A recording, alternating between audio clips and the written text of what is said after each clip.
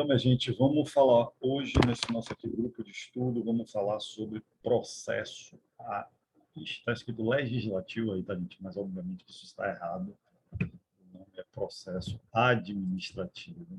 Ainda bem que eu não mando isso antes. Exatamente, porque durante a aula eu costumo fazer alguns concertos, né? Se eu mandasse antes, não ia ter essa possibilidade de mandar coisa errada para vocês, tá vendo? Então, vamos falar de processo administrativo, certo? Vamos lá, seguindo aqui. Inicialmente, galera, é importante a gente saber, né, sobre essa discussão, que é verdade que hoje não é mais uma discussão tão famosa assim, né? Os autores não necessariamente mais ficam justificando muito, né, o seu posicionamento, mas, primeiro, já foi uma discussão muito grande, certo? Existia uma resistência muito grande dos chamados processualistas, né, a galera que trabalha com processo civil, né, teoria geral do processo e tal. Existia uma resistência muito grande deles aceitarem que o processo administrativo fosse um processo, né? Tinha aquela ideia de que processo é somente aquilo que está no judiciário, certo? Então, isso já foi uma discussão muito grande. Mas, apesar de não ser mais uma discussão assim tão grande, né, podemos dizer isso, ainda é uma discussão que eu acho importante a gente ter por conta desses critérios, né? Porque isso já faz com que, de certa forma, a gente compreenda o que significa processo administrativo. Então, o que é que nós temos aí, né? A galera brigava muito, né, se era processo ou procedimento, e aí Dilson Abreu Dallari, ele tem um livro sobre processo administrativo, e aí no início do livro, nos capítulos iniciais, ele ia exatamente justificar, né, por que que ele achava que o certo era processo e não procedimento, certo? Ou seja, ele ia trazer o fundamento, a justificativa da sua posição. E é exatamente, ele fala exatamente desses três critérios aí, desses três fundamentos, esses três motivos, certo? Que é o critério lógico, o critério ideológico e o critério normativo, certo? Então, pelo critério lógico, ele diz que o termo correto é processo, porque o direito, a ciência jurídica, ela deve, dentro do possível, que isso nem sempre é possível, tá? Mas dentro do possível, ela deve usar as mesmas terminologias, as mesmas palavras, com os mesmos significados que a sociedade, as pessoas comuns usam. Então, eu até fazer uma discussão grande sobre isso, a necessidade de a gente aproximar o direito, né, da sociedade, o direito do cidadão comum, para não ficar aquela coisa elitista, né, fechada a um círculo de pessoas iniciadas no bacharelismo em direito. Então, ele faz toda uma discussão bacana sobre isso, e o resumo é esse: olha, a gente deve tentar usar aquelas terminologias que são mais comuns, né? Aquelas terminologias que são terminologias conhecidas e usadas por todos, para que, inclusive, a gente possa passar as ideias corretas, né? E aí ele diz, olha, no dia a dia, ninguém fala procedimento, né? Na área jurídica. Você fala até procedimento quando você está falando de medicina, né? Ah, vou fazer um procedimento amanhã, não, essa semana vou fazer um pequeno procedimento e tal. Mas quando está falando de direito, ninguém fala procedimento, né? As pessoas não chegam no restaurante, numa discussão lá, contando um caso, e diz assim, eu vou abrir um procedimento, né? Você vou te processar, eu vou abrir um processo, você vai responder um processo, eu respondo um processo, eu vou te defender do processo.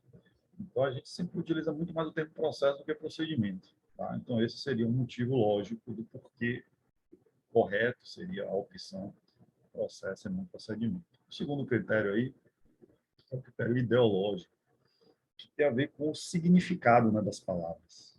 E aí você usar a palavra correta para aquela realidade que você quer se referir. Então, o que é processo? O que é procedimento? E quando você chama esse assunto, você está querendo falar de qual dessas duas realidades? Da realidade do processo ou da realidade do procedimento? E aí ele explica, né, qual é essa realidade, quais são os conceitos, e ele vai chegar na conclusão que também, pelo critério ideológico, o termo correto também é processo, certo? Ou seja, o que significaria processo, o que significaria procedimento, e aí eu já estou dando um conceito de processo para vocês. Então, já vou falar meio que, ao mesmo tempo que está ideológico, o conceito, tá? Então, o que é? Eu vou começar pelo procedimento, né? O que é um procedimento? O procedimento é uma sequência de atos. O procedimento é um passo a passo. Você adotar, né, uma sequência.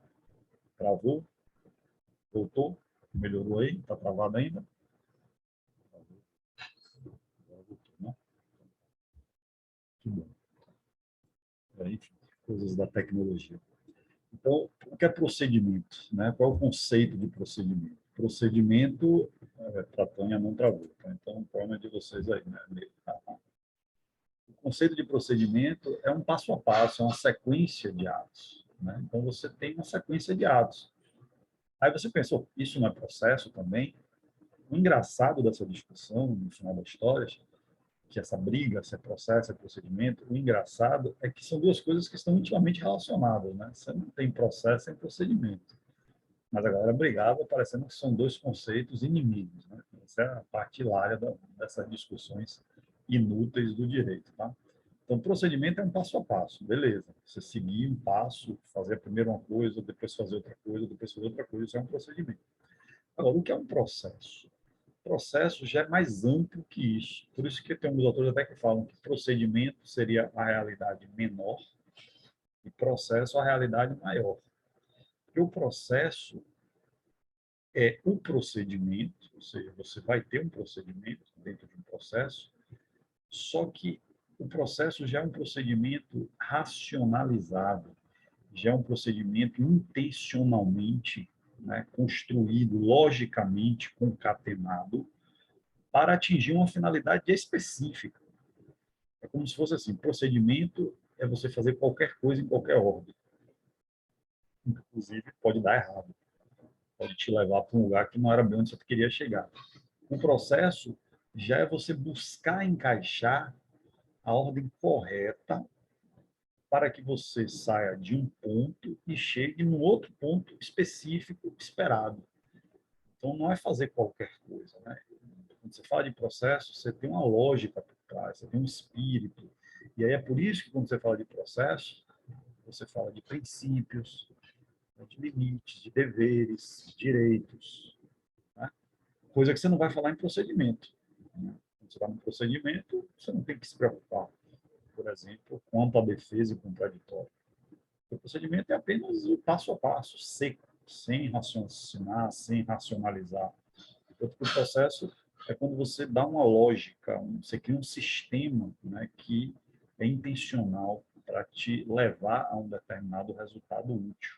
Né? E aí você começa a pensar em outras coisas. Tá? Então, ideologicamente, o termo correto é processo. Porque quando você está estudando isso, você não está estudando só a sequência de atos crua. Você estuda toda a teoria, a filosofia, os princípios, né, que tem por trás disso. Então, você está estudando um processo e não um procedimento. Então, ideologicamente, também a terminologia correta seria processo. E normativamente também. Né, o critério normativo também determina que o termo seja processo. Que critério normativo é esse? É o nome que o próprio ordenamento jurídico dá.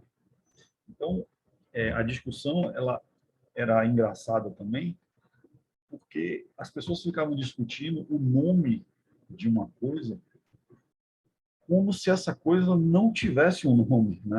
É como se você estiver discutindo aí, você começa a bater uma discussão aí, Emily começa a discutir com Luana se o meu nome é José ou Joaquim. Bem, meu nome não é nem José nem Joaquim, meu nome é Tiago. Fui batizado, me deram um nome, está na minha certidão de nascimento. Agora, é processo ou procedimento, veja só, gente, existe uma certidão de nascimento que diz o nome disso. Então, não é uma coisa que você está aí para botar o nome que você quiser. E o nome é processo. Onde é que está isso? Na Constituição Federal.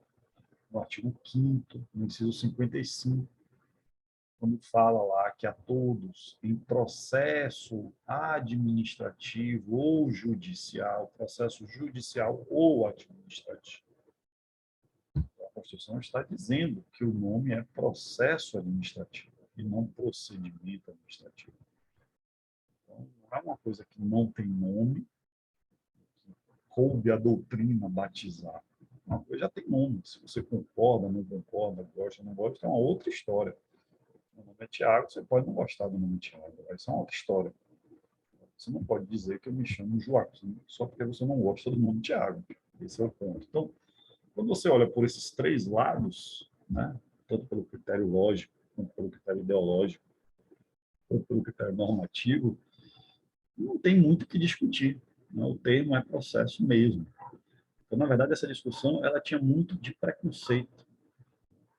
Aquela ideia bem antiga do direito, que hoje em dia você ainda acha pessoas que pensam assim, que o importante no direito é o processo judicial. O direito se resume a processo judicial, a judicializar. Você aprende na faculdade de direito a fazer uma petição, fazer um recurso, né, fazer uma contestação e ao judiciário, que era bem a cara dos cursos de direito. Eu digo que eu sempre brinco, né, quando eu dou aula de arbitragem, né, já dei aula de meios adequados de resolução de conflito, a gente fala de mediação, fala de arbitragem, a gente vai estudar isso quando a gente está falando de processo civil, né, na matéria processo civil, a gente vai chegar no ponto lá da justiça multiportas, né, que o novo CPC trouxe. Mas o CPC antigo, que é o CPC que eu estudei, que eu fiz minha faculdade, eu brinco dizendo que a gente, na verdade, na faculdade, a gente era adestrado a processar. Era isso que a gente fazia na faculdade.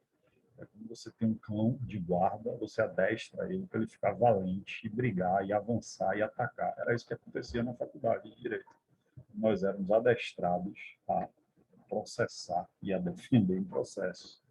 Tá? Então, tudo era voltado para o judicial. Então, existia uma resistência, um procedimento, um preconceito muito grande contra o processo administrativo. Mas isso já, pelo menos da perspectiva dos autores, hoje, eu acho que nenhum autor teria coragem hoje de dizer que é procedimento administrativo e não processo. Tá? Então, esses são os três critérios, o conceito, né? Eu já falei aqui para vocês. E aí eu trago aqui a lei que a gente vai estudar hoje, que é a Lei Federal 97.84/99, que é a Lei de Processo Administrativo no âmbito federal.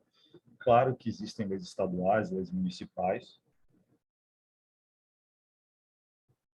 isso faz parte, né, obviamente, da autonomia dos entes federados, mas nós vamos estudar a lei federal, que ela vai trazer as regras gerais, né, de todos os processos que vocês possam achar no âmbito aí municipal e estadual, tá? E eu quero começar falando dos princípios dos processos, do processo administrativo. E nessa lei você tem o artigo 2º, tá, da lei, a administração pública obedecerá, dentre outros, aos princípios da legalidade, finalidade, motivação. Você tem uma listinha aqui de princípios bem interessante. Bem, galera, é o seguinte, eu não vou falar de todos esses princípios, tá? Eu posso até ser que eu fale de algum que não esteja aí. Por quê? Porque vocês percebam aí que, primeiro, não está nem falando o processo administrativo, né? Está falando a administração pública obedecerá. Então, esses princípios têm muito a ver com aqueles princípios que nós já estudamos no LIMP, né? São os princípios do direito administrativo. Se processo administrativo ele é feito, ele é conduzido pela administração pública, é óbvio que todos os princípios que nós estudamos, eles se aplicam aqui. Então, não vou falar de legalidade, de razoabilidade, repetir os princípios que a gente já estudou. Eu quero aqui apenas mencionar alguns princípios, estejam eles escritos aí ou não, tá? Não vou nem ter como base esse artigo 2º. Eu quero mencionar alguns princípios que normalmente não se fala, quando a gente fala dos princípios gerais do direito administrativo, quando a gente estuda o LIMP e tal, às vezes não fala desses princípios específicos de processo.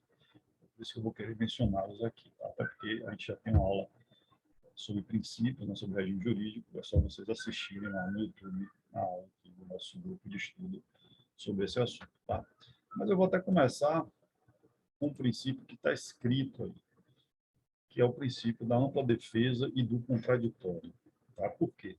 Porque, galera, o princípio do devido processo legal, ele vai estar presente aqui no processo administrativo, assim como ele está no judiciário. Então, você não pode sequer pensar num processo, seja ele administrativo ou judicial, sem garantir que naquele processo a ampla defesa e o contraditório sejam respeitados. Ou seja, aqui também, como lá no judiciário, o princípio central é o princípio do devido processo legal, garantia da ampla defesa e do contraditório. Isso tem que estar sempre presente em qualquer coisa que você chame de processo no direito brasileiro. Pressupõe ampla defesa e contraditório. Então, aqui também nós temos esse princípio como princípio nuclear. Tá? É a coluna vertebral. A lei toda ela é construída para garantir a ampla defesa e o contraditório. E aí eu vou falar de um outro princípio que este é bem problemático aqui, que é o princípio da imparcialidade. Imparcialidade. E aí termina que a ampla defesa e o contraditório fica mais importante ainda por conta desse princípio da imparcialidade. Ora, da perspectiva do direito administrativo, esse princípio da imparcialidade ele tem a ver com o princípio da impessoalidade, né? O poder público ele tem que agir de forma impessoal. Processualmente falando, isso implica em ser imparcial, certo? Então, a decisão de um processo administrativo ela tem que ser imparcial. Agora, porque entender o que é esse princípio é muito fácil, né? Porque imparcialidade é uma palavra meio que autoexplicativa, inclusive não há diferença, né, no conceito aqui da imparcialidade para o que é imparcialidade lá no judiciário. Agora, por que eu disse que é um princípio problemático? Porque, primeiro, ele é um princípio. Ele está presente aqui, o processo administrativo, a decisão, ela tem que ser imparcial, não é facultativo, não é opcional, não é nada disso. Uma decisão administrativa que não seja imparcial, ela é uma decisão ilegal, ela está violando o princípio. Beleza. Só que o processo administrativo, ele acontece em um contexto que não é tão confiável da perspectiva da imparcialidade. Ou seja, você olha para a coisa assim e fala, será que vai ter uma decisão imparcial daí? Por quê? Porque, diferentemente do processo judicial, que o juiz ele é um terceiro imparcial, pelo menos em regra, então você vai ter a tríade processual. Você tem o juiz, você tem autor e réu, né? E o juiz não se confunde com o autor e com o réu. O juiz é um terceiro imparcial. Então você, em tese, você, bom, o juiz não tem nada a ver com a história, ele vai decidir apenas de acordo com o direito, né, de forma imparcial. Mas quando você vem aqui para o processo administrativo, essa situação é muito complicada. Por quê? Porque a administração pública ela vai ser, ao mesmo tempo, a juíza e a parte. Então, você tem aí uma parte que é juiz, é uma parte que vai decidir o processo, que é a administração pública. Ela tem interesse no processo, então ela vai fazer parte do processo, mas é ela que vai decidir. Imagine no processo judicial, se você entrasse com uma ação contra um juiz e fosse o juiz que fosse julgar a ação. Essa é mais ou menos a realidade que a gente tem aqui. Tá? Então, assim, é um contexto que você realmente fica meio com o pé atrás, né? Às vezes com os dois, para dizer, será que realmente a minha decisão vai ser imparcial se a administração pública que está julgando e ela tem interesse na matéria? Bem, o fato é que, apesar desse contexto, que não é muito favorável a gente acreditar na imparcialidade, a imparcialidade é um princípio também de processo administrativo. A decisão precisa ser imparcial. E aí os autores vão dizer que a melhor maneira de se garantir a imparcialidade é seguir a lei. A lei ela é feita já com os balanços necessários para que a imparcialidade seja garantida. E aí a questão da ampla defesa e do contraditório fica mais importante ainda. já que você está num contexto onde aí uma situação é bem desfavorável para o particular. A lei, em alguns momentos, e parece que ela faz isso de propósito, exatamente por conta desse contexto desfavorável, você percebe que a lei, em alguns momentos, ela dá uma inclinada a favor do particular, ela dá uma facilitada na vida do particular. Fica parecendo que é exatamente para contrabalancear, né? O contexto de imparcialidade não é tão favorável assim, então eu vou dar um empurrãozinho aqui no particular e quando a gente for caminhando aqui na lei, a gente vai ver alguns exemplos disso. Mas a imparcialidade é um princípio. Tá? Um outro princípio que a gente precisa mencionar aqui é o princípio da oficialidade. O princípio da oficialidade. O processo administrativo, galera, ele é regido pela oficialidade, ou seja, ele caminha de ofício. A administração pública é ela que empurra o processo para frente. A marcha do processo é oficial, é dada pelo poder público, certo? Não é nada que fique dependendo do particular, fazer uma coisa, fazer outra e tal. O poder público é que caminha, que imprime a marcha e a movimentação do processo, do seu início até o fim, certo? Esse é o princípio da oficialidade. Outro princípio importante é o princípio do informalismo. O princípio do informalismo. E aí são duas coisas bem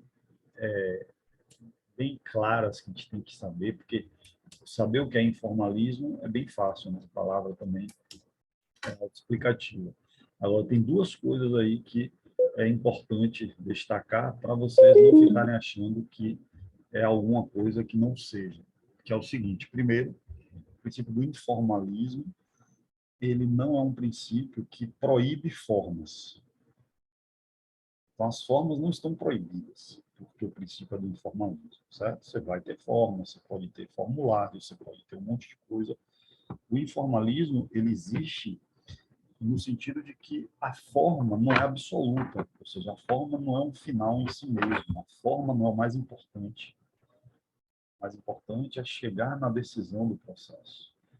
Isso aí, portanto, faz com que as formas não sejam definidoras, né? Então, na prática, o que o princípio do informalismo diz é que se por acaso uma determinada forma não for possível de ser atingida, nós devemos ter alternativas a ela, porque a forma não é o final, o principal não é a forma, certo? Mas as formas são possíveis de existir sem nenhum problema, é porque as formas muitas vezes têm a ver com dar uma eficiência, uma celeridade, uma organização melhor ao processo, tá?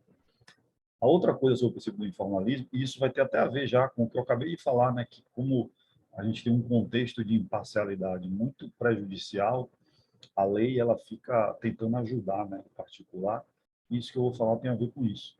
É que o princípio do informalismo ele só pode ser alegado pelo particular.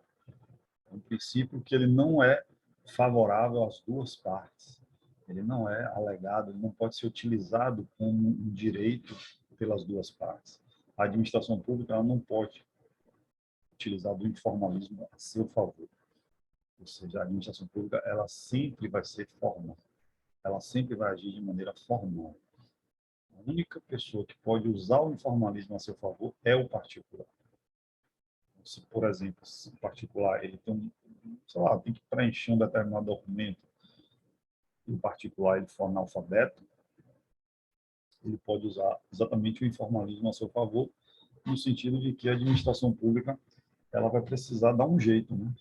Já que aquela forma não é possível de se cumprir, é necessário que alguma alternativa, né, seja dada para que o particular possa cumprir, executar aquele processo, alcançar aquele fim. Então, essa é uma questão interessante do princípio do informalismo. E, finalmente, o último princípio, desses que eu quero falar aqui, é o princípio da verdade real, ou princípio da verdade material.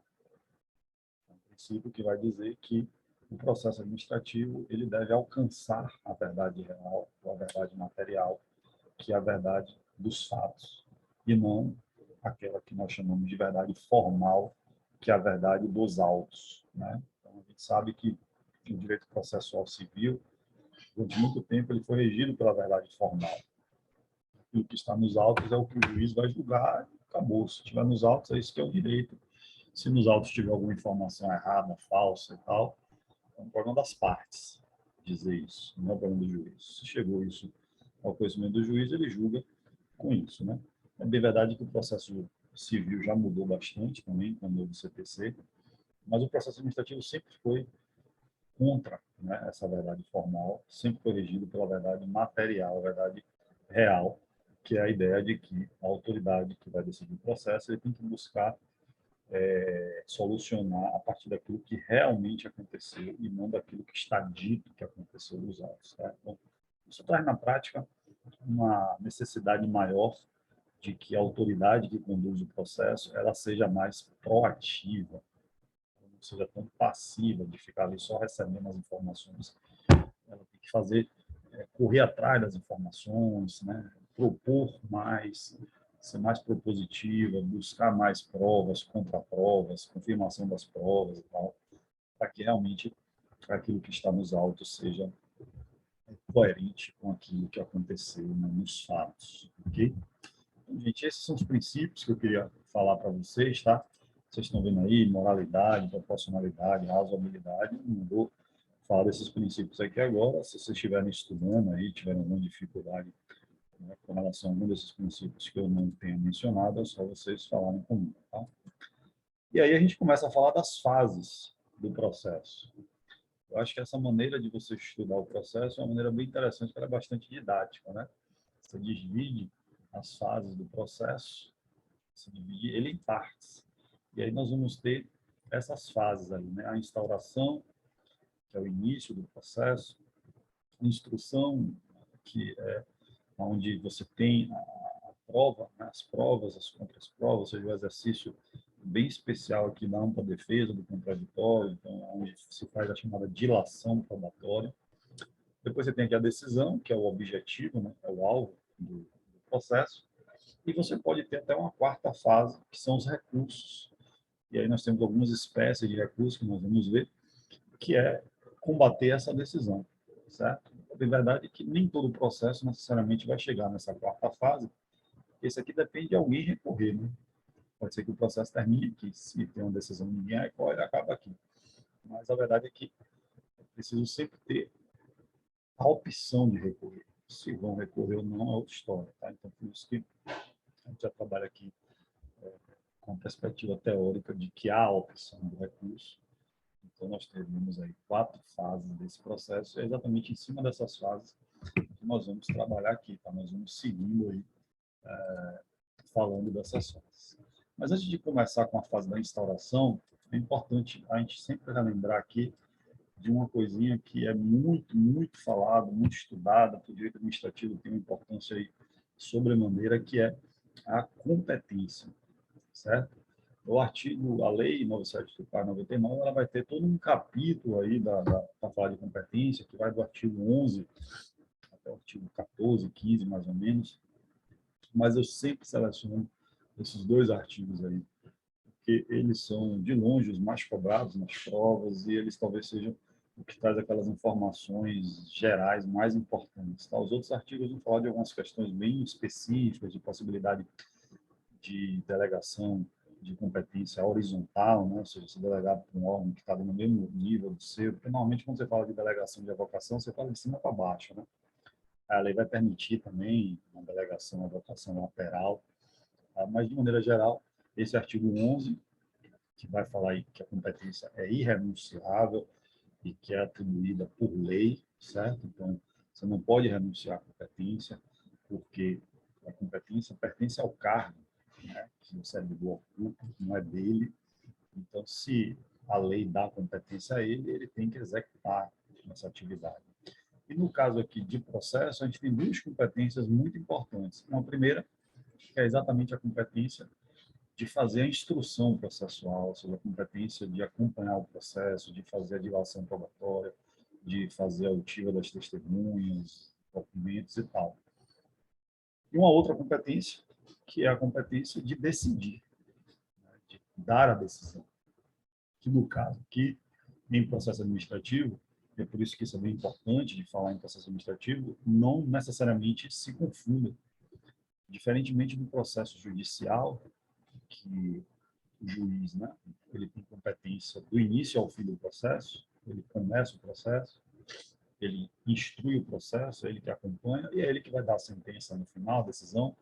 Em processo administrativo, é possível que você tenha autoridades diferentes com competências, principalmente com relação a instruir e a decidir. Se você pega, por exemplo, o PAD, que é o processo administrativo, você vai ver que a instrução é feita por uma comissão de 3 servidores. Mas não são esses 3 servidores que decidem. Eles terminam a instrução, eles têm que encaminhar o processo para a autoridade que vai decidir. Então, veja que são pessoas diferentes, ou grupo de pessoas diferentes que vão instruir o processo, que vão decidir. Tá? E o artigo 13, que vai trazer aí essas 3 delegações, ou essas 3 competências, desculpem, que não pode ser delegado. Tá? Edição de atos de caráter normativo, decisão de recursos administrativos e matéria de competência exclusiva de órgão ou autoridade. Então, são 3 artigos aí, 3 assuntos, 3 competências que a lei já diz, olha, são indelegáveis. Tá? E essas 3 coisinhas aí são muito cobradas em provas, né? A decoreba dessas 3 coisas aí, que não são objetos de delegação, por isso que eu estou trazendo aqui para vocês. Tá? Agora sim, vamos falar da instauração do processo. Como é que o processo começa? E aí, óbvio, que o processo começa sempre perante uma autoridade competente. Veja que, inclusive, eu nem estou seguindo a ordem dos artigos, né? A gente estava no artigo 11, fonte de competência, agora estou voltando para o artigo 5º. Eu estou tentando colocar numa ordem que é mais lógica. Tá? Então, o processo ele vai sempre começar perante uma autoridade competente, você tem que saber que é uma autoridade competente para você provocá-la. Tá? E aí, como é que o processo administrativo ele é instaurado? Certo? Diz o artigo 5º, o processo administrativo pode iniciar-se, né, instaurar-se de ofício ou a pedido interessado. Então, veja que eu tenho 2 espécies, né? Eu tenho o processo que se instaura de ofício e o processo que se instaura a pedido do interessado. São 2 espécies, portanto, de processo de instauração de processo administrativo, o que é bem diferente de processo judicial. O processo judicial, ele não se instaura de ofício. O judiciário ele é regido pelo princípio da inércia. É preciso que ele seja provocado para. A gente inclusive falou sobre isso quando a gente estudou as tutelas provisórias, né? Que uma das características das tutelas provisórias é que seja requerido, né? Tem que ser requerido. Da questão da responsabilização objetiva, tudo aquilo que a gente tinha acredito. Aqui não. Em processo administrativo, é perfeitamente comum que o processo comece de ofício, ou seja, a própria administração pública que começa o processo. Aliás, eu vou até além, eu arrisco a dizer que os processos mais famosos, os mais maiores, os mais importantes, os mais estudados, talvez eles sejam todos de ofício. Por exemplo, o PAD, Processo Administrativo Disciplinar, o PAF, Processo Administrativo Fiscal, né, que são dois dos processos talvez mais famosos, eles começam de ofício. A administração pública é que instaura o processo. Isso pode ser feito de várias formas, pode ser feito através de uma portaria, pode ser feito através de um auto de infração, pode ser feito através de uma notificação, enfim, existem vários meios, vários caminhos, né? Vários nomes para essa instauração de ofício, não existe só uma maneira. O importante de saber é que nessa instauração de ofício, seja por qual meio seja, é preciso que a administração pública, naquele documento que ela emite para instaurar, seja um auto de infração, seja uma portaria, seja uma notificação, esse documento tem que ser feito de maneira a permitir a ampla defesa e o contraditório. Então, tem informações essenciais que precisam conter nesses documentos: identificação da pessoa, identificação do fato que está sendo apurado, do direito, a data que a pessoa tem para se defender, quantos dias, se ela pode ter advogado, se ela não pode ter advogado. Então, essas informações básicas para que a pessoa possa fazer a ampla defesa já desde o início do processo. Tá? Inclusive, daqui a pouco eu falo aí um pouco de comunicação dos atos.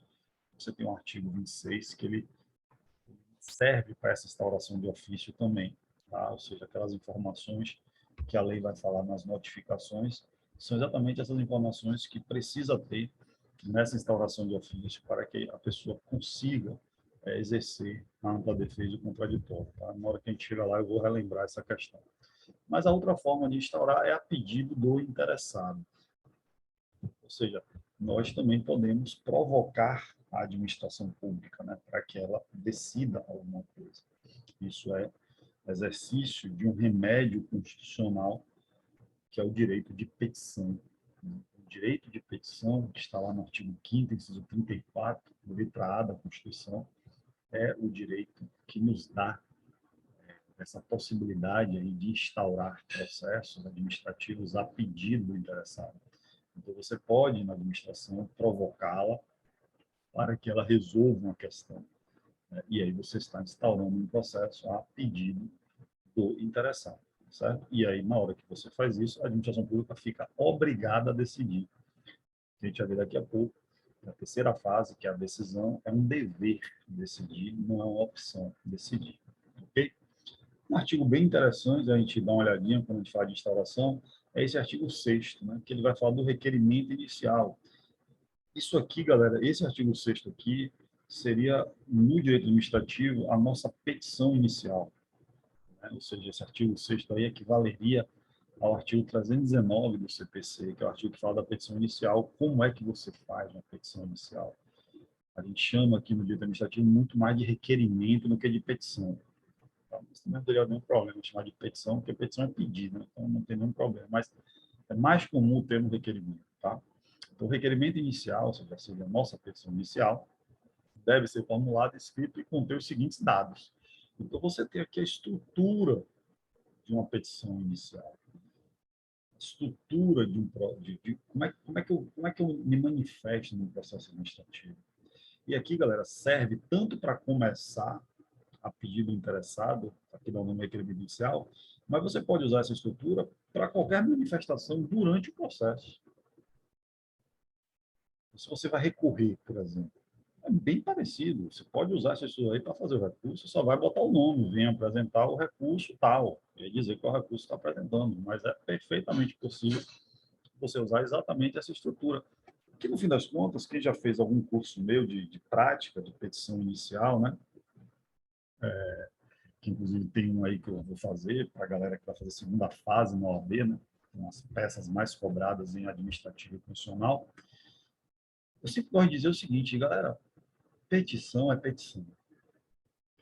Em qualquer lugar, em qualquer fase. Então, as petições iniciais, elas são muito parecidas com os requerimentos iniciais. São muito parecidas com uma petição de uma apelação.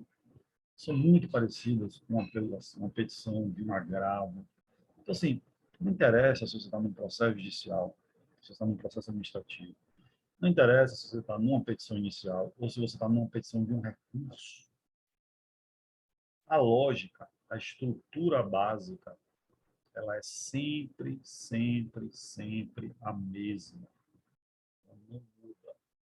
Se você depois olhar esse artigo 6º aí, que você está vendo, você abrir do lado e colocar o artigo 319 do CPC, você vai ver que os nomes vão mudar, a maneira como está distribuído esses incisos pode mudar, mas o núcleo, a estrutura básica é exatamente a mesma. Toda petição você tem que dizer três coisas, e é isso que as leis falam, seja nesse artigo 6º, seja no 319, falando da petição inicial, seja no 1009, por exemplo, do CPC, se você quiser comparar também, falando de apelação, seja no 1015, 1016, falando do agravo, seja no 1022, falando dos embargos, certo? Então veja que eu dei exemplos aqui bastante diferentes, né? Mas você vai sempre ter a mesma coisa. Quais são as três coisas?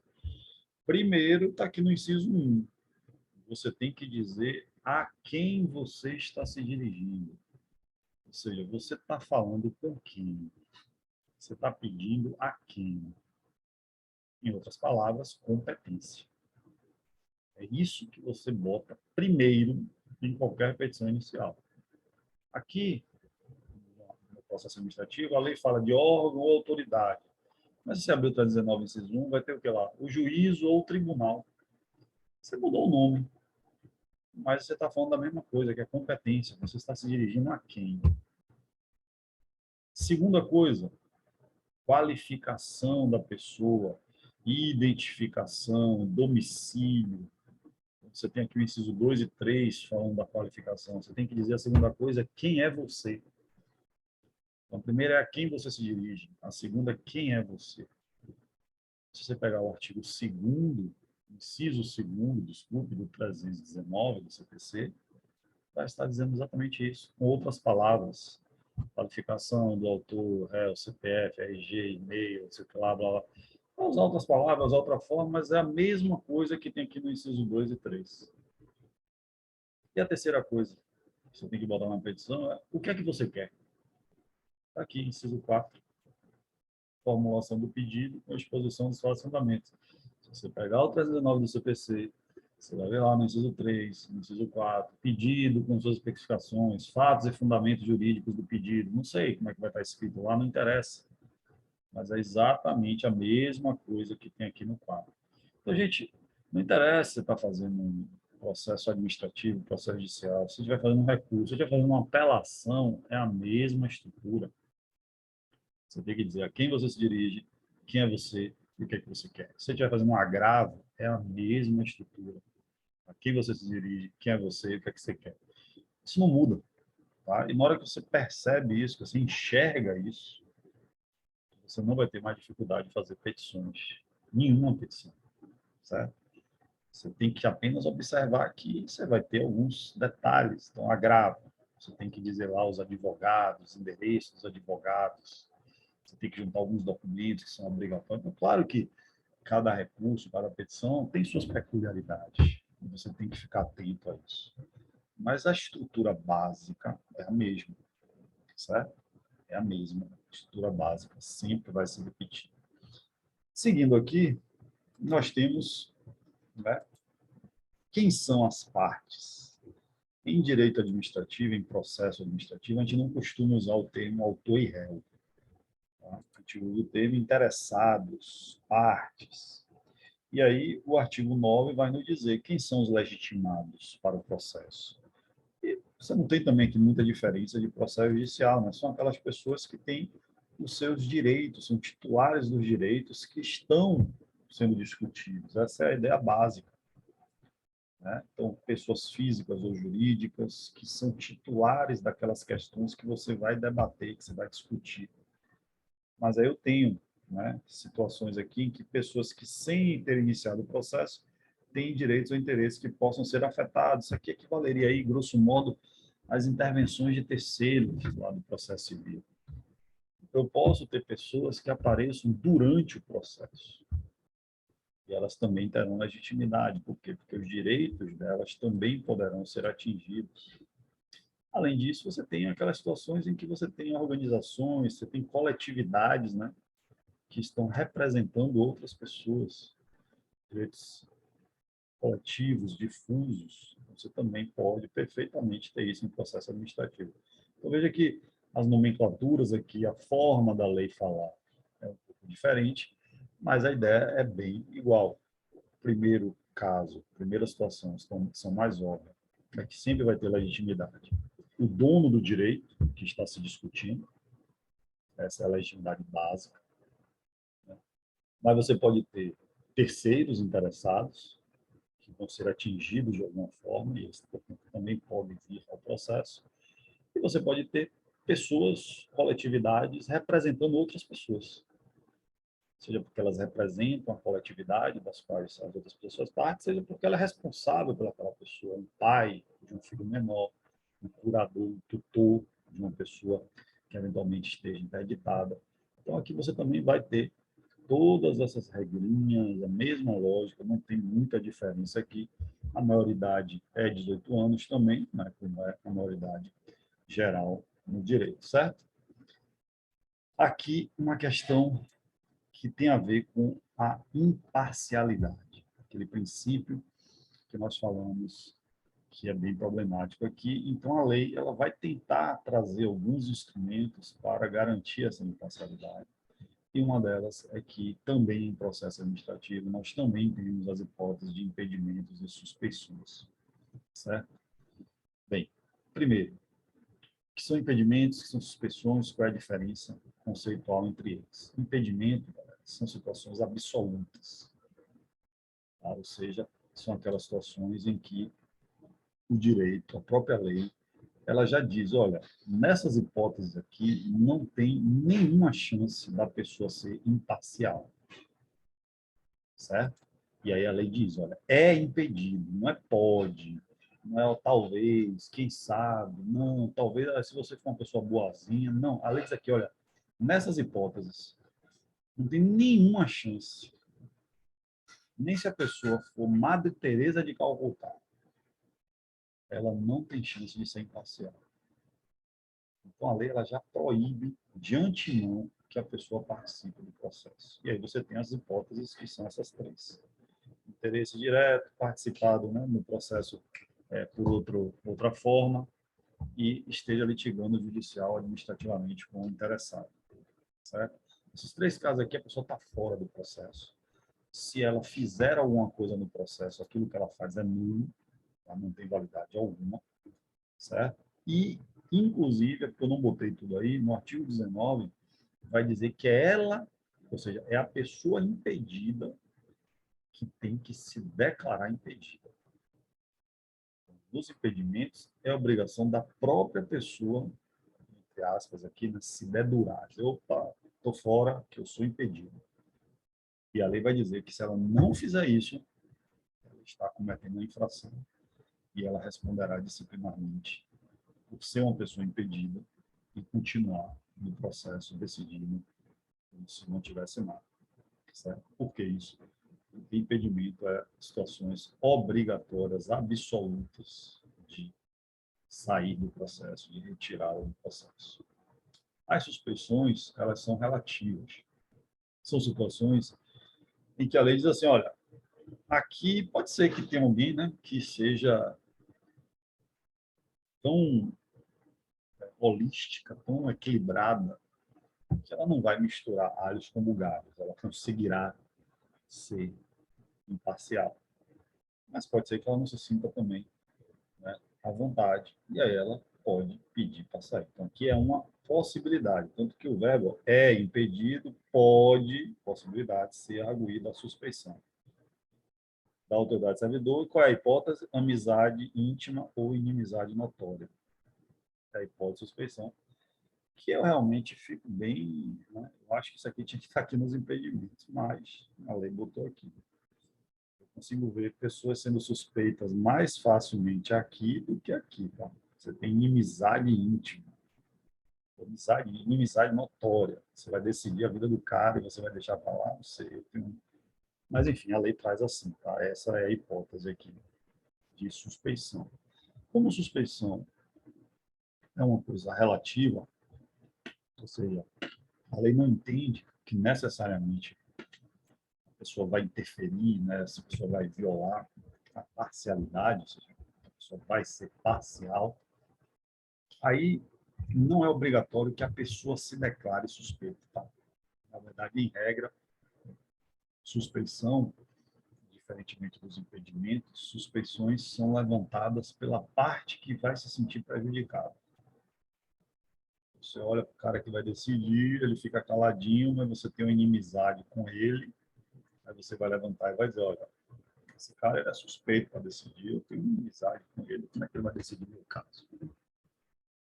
Normalmente, nada impede que a própria autoridade diga, olha, eu sou suspeito, eu quero me afastar, que eu sou inimigo dele, se eu for decidir aqui, eu vou prejudicá-lo. Pode ser que a pessoa faça isso também, não tem problema.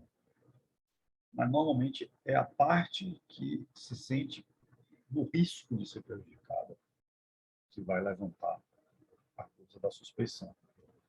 Aí ela vai levantar, né? Aí o artigo 21 vai falar sobre isso, ela levanta e ela fala para a própria autoridade, tá? primeira decisão tem que informar porque é inimigo. Ou porque é inimigo ou porque é muito amigo. Mas se for inimigo, normalmente é a pessoa que informa. Se for muito amigo, é a outra parte que informa. Ele, cara, ele é muito amigo. Como é que ele vai decidir o processo? Então, a parte normalmente ela alega, e ela alega para a pessoa suspeita. Então, eu digo a você é suspeito e eu não aceito que você fique no meu processo. Não, você não precisa dizer o motivo, né? Basta você dizer que é. Aí você vai alegar para ela. Ela pode dizer, não, fique tranquila, eu sou seu inimigo, mas eu vou ser imparcial. E aí você faz o quê? Você recorre. A primeira decisão é dela mesma, ela que vai decidir se ela sai ou se ela não sai. Mas se ela não sair, aí você recorre para a autoridade superior. Aí se a autoridade decidir, está decidido. Se a autoridade disser, ela fica, acabou, ela fica.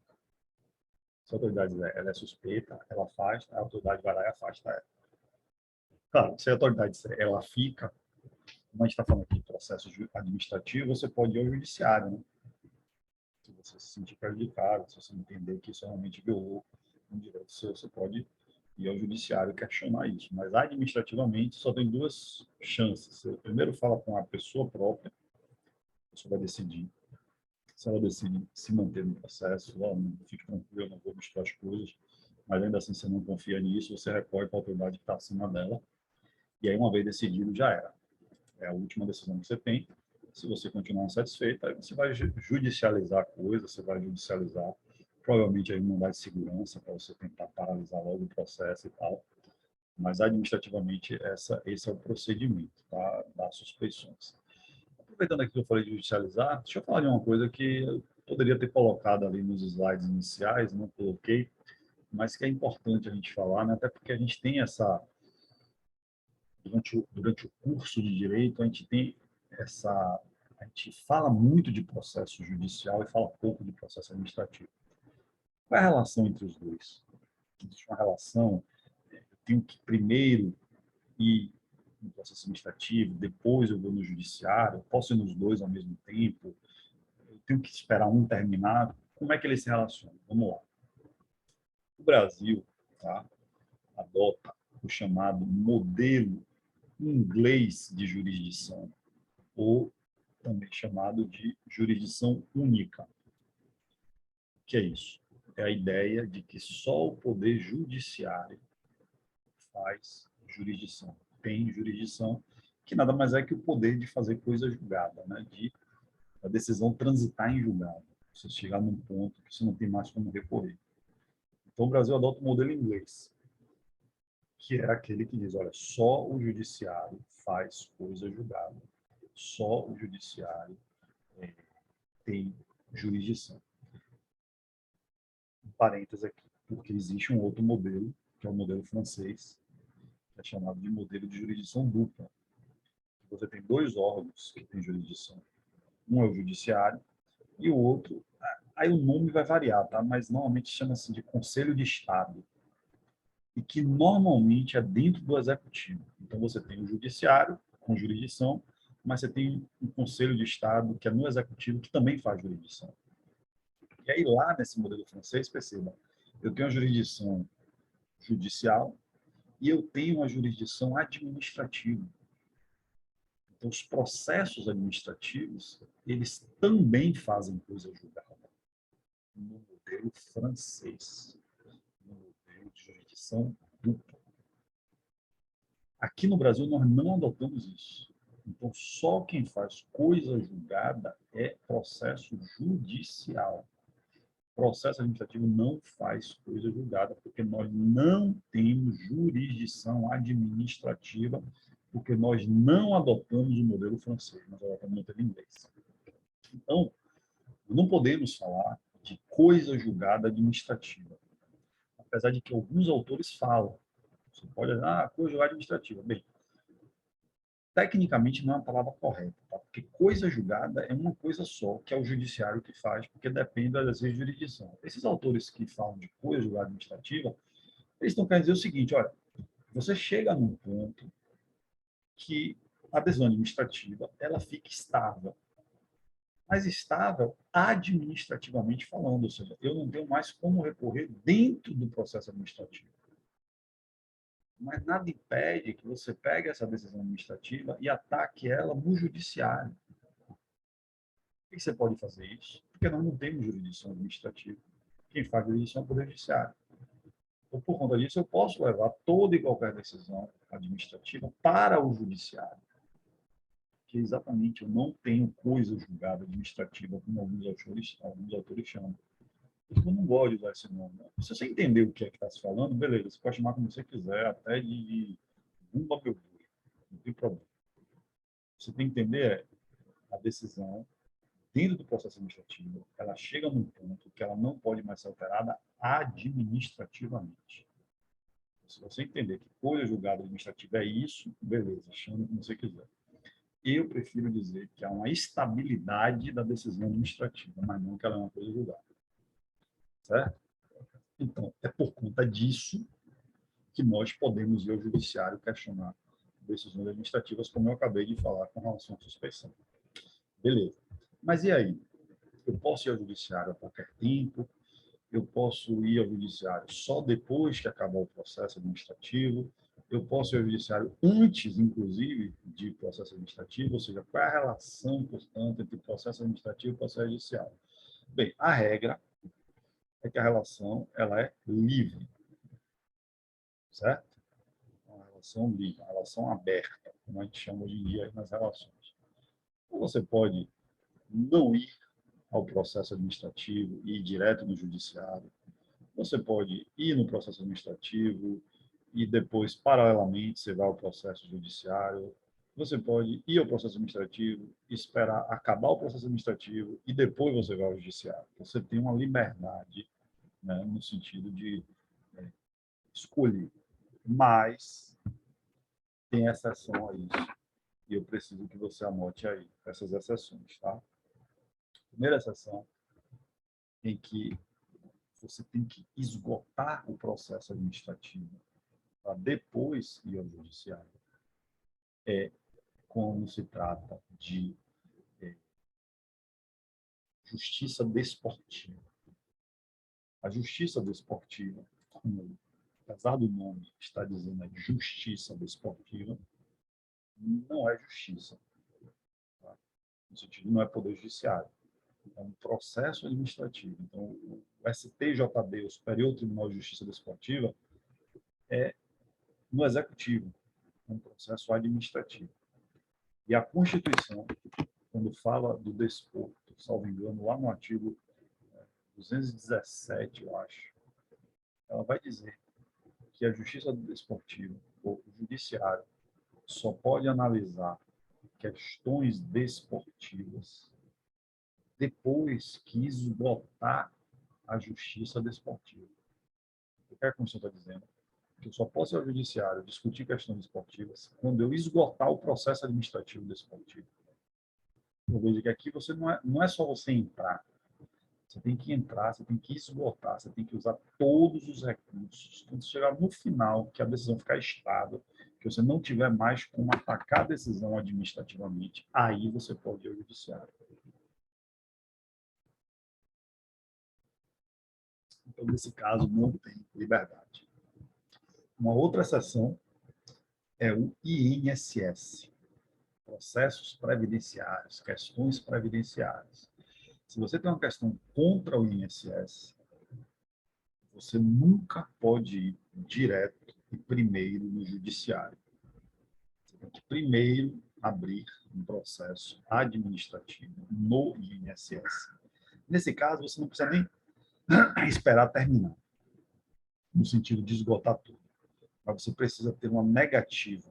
Você precisa, pelo menos, ter uma primeira resposta do INSS dizendo, olha, não vou te dar aposentadoria. Aí você vai no judiciário. Se você não tiver isso, você não pode ir no judiciário. Se você for, seu processo será extinto.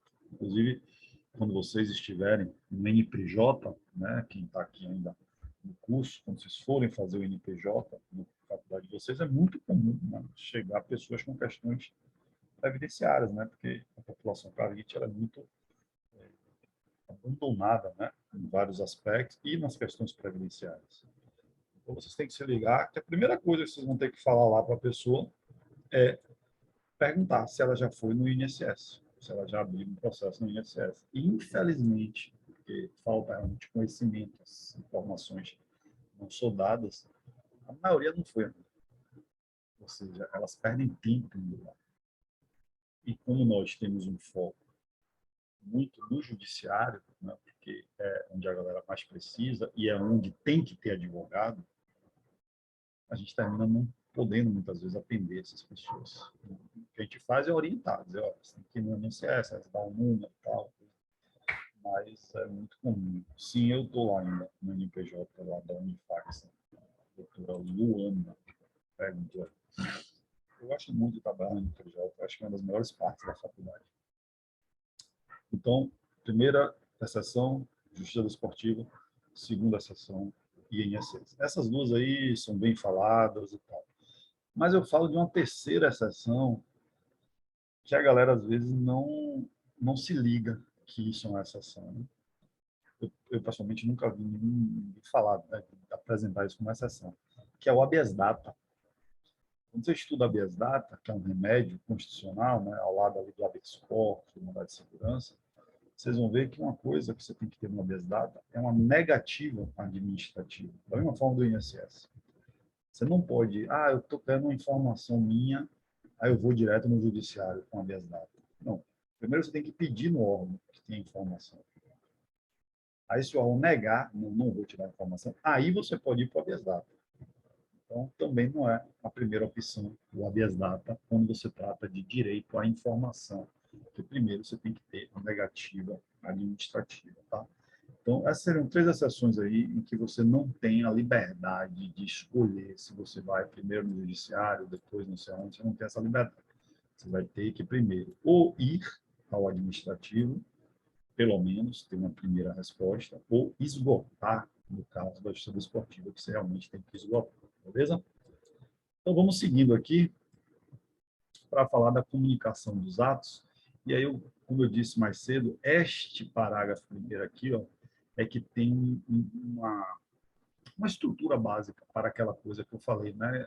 O processo que pode se iniciar de ofício, mas uma coisa que a administração pública tem que fazer, seja na notificação, seja na portaria, é dar todas as informações que sejam necessárias e essenciais para que a pessoa possa exercer a ampla defesa do contraditório.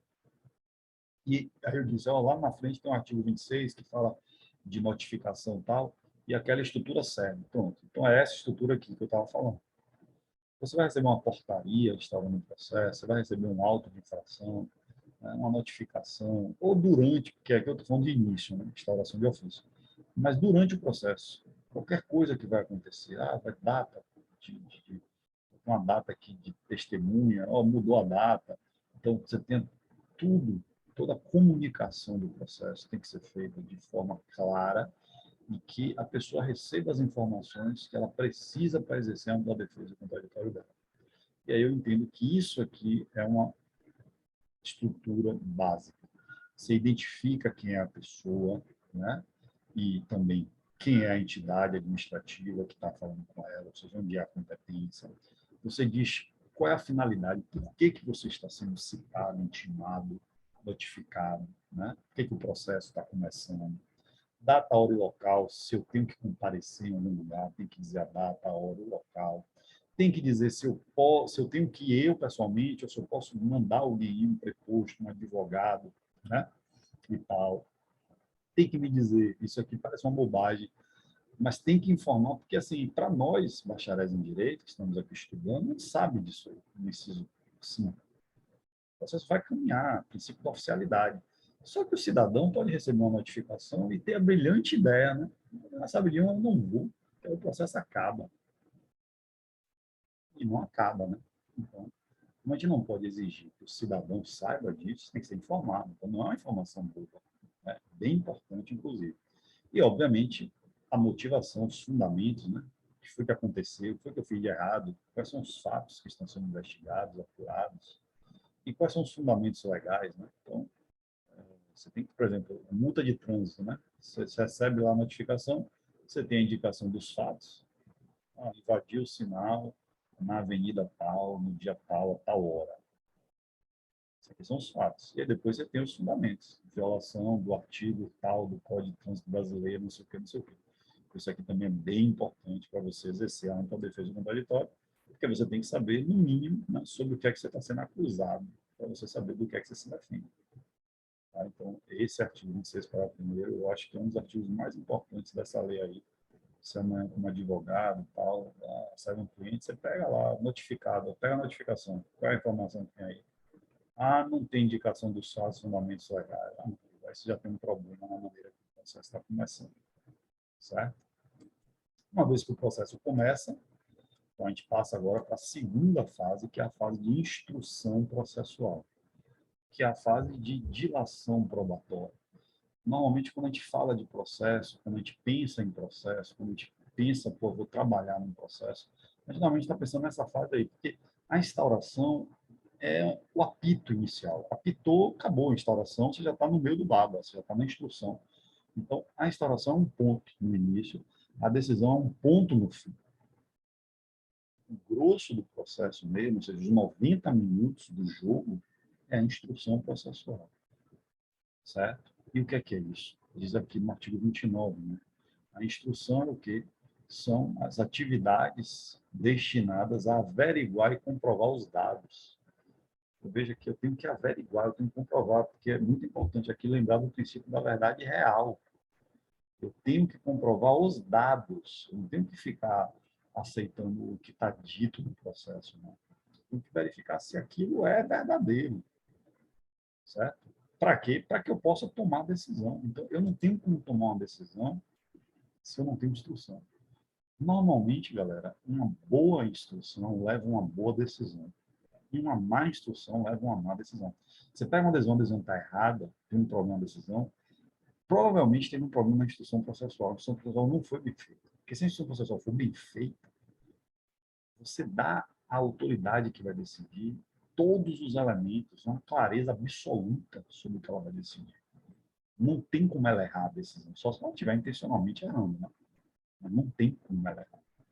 A instrução é talvez o lugar mais importante do trabalho do advogado, ficar ali acompanhando de olho.